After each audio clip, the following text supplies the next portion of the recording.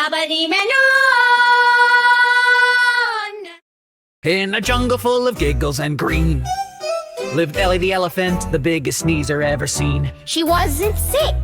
No way. Her trunk was just super tickly every day. One day Ellie tiptoed past some birds, holding her trunk like this, trying not to sneeze. Achoo! Birds flew, trees shook, monkeys fell, and everyone yelled, Whoa! A monkey laughed. "That's sneeze number 10.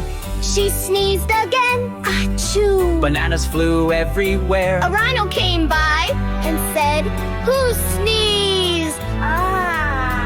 Achoo!"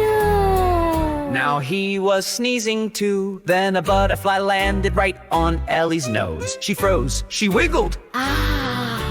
Achoo! Splat! Everyone flew into the mud. Best bath ever.